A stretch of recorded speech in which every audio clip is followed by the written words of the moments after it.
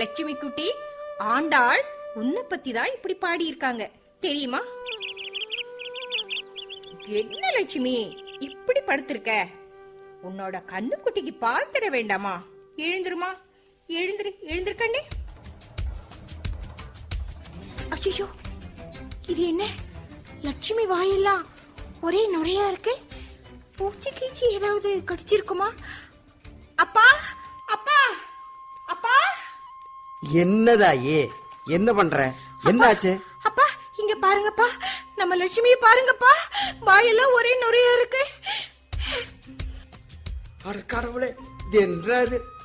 இந்த காலையில எந்த மாட்டு வைத்தியரும் வரமாட்டார். லட்சுமியால எழுந்து நடக்கவும் முடியாது போல தோணுது. லட்சுமி, யாரையாவது கூட்டிட்டு வர்றேன். கத்த வண்டியை கூட்டியாந்து லட்சுமிய மாட்டாஸ்திரிக்கு எடுத்துட்டு போவோம். அப்பா